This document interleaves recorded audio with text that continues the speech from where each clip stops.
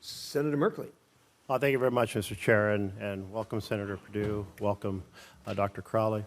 I really wanted to focus on two themes regarding China. And one of those themes to me is symbolized by the work that Marco Rubio and I did here. We both served on the China Commission. We held a lot of hearings about human rights. We teamed up to pass the Uyghur Forced Labor Prevention Act and legislation related to Hong Kong, related to Tibet, really highlighting the massive abuses of human rights in China. And that Forced Labor Prevention Act, that has been the most effective measure in the world to actually say articles produced in China with slave labor cannot come into a domestic market. We're hoping Canada and Mexico and Europe follow our lead. Do you support that act? Thank you.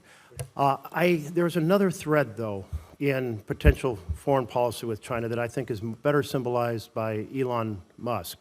He built a factory in Xinjiang province, which is China wanted that there to basically rebut the concerns about slave labor in Xinjiang. In exchange, they give him a massive amount of Chinese loans to help build that factory. It is now Tesla's largest factory in the world. Those products could not even be imported to the U.S. under the Forced Labor Prevention Act.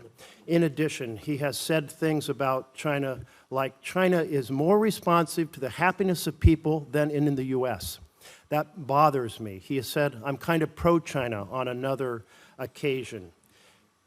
The Trump administration and the Biden administration both said what's going on in Xinjiang is genocide.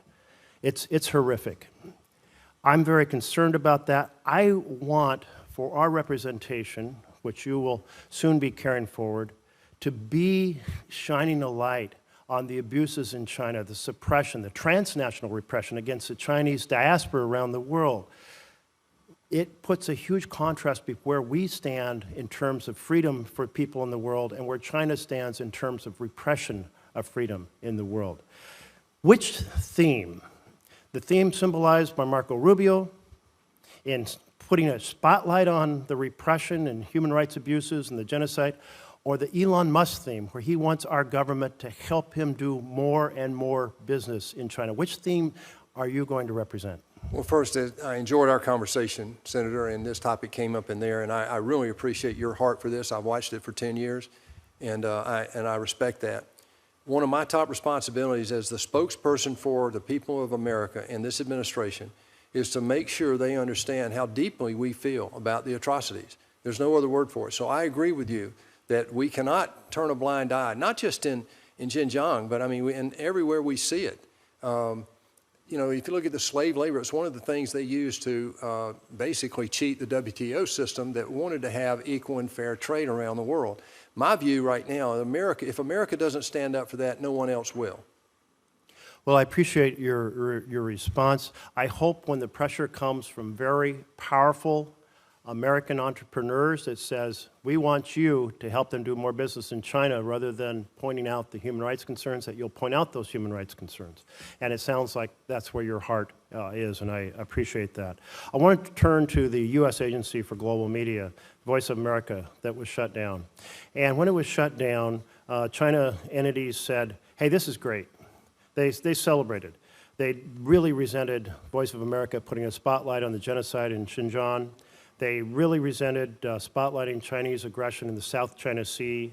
They really regretted commentaries about the Chinese economy and some of the commentary that showed the overcapacity of factories in certain sectors and certainly in the housing sector. Meanwhile, though, I'm very confused because Trump and Musk, President Trump and whatever position Musk holds, advisor Musk, they accused Voice of America of promoting anti-American propaganda. I don't get that. I've never seen evidence of anything but promoting American values and putting on a spotlight on issues, including what China is doing to its own people. What am I missing? Well, Senator, it's a big question relative to how do we defend against their propaganda, and then how do we get the free world's message out. As I said earlier, I think what we've been missing is we've been doing this too much unilaterally. And I think that if we engage our allies in a way that we maybe haven't done in the past, we can develop a unified approach.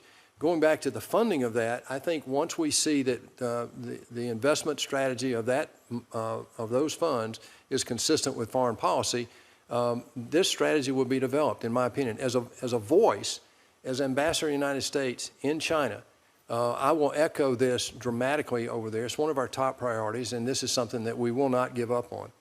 Well, I do appreciate that because I feel like having Voice of America and Radio Free Asia helping to counter the disinformation and propaganda that comes out of the Chinese government is really an important part of truth-telling in the world. The Chinese don't like it because they don't want truth-telling in the world. I hope you'll be a champion for truth-telling. Thank you, sir. Thank you.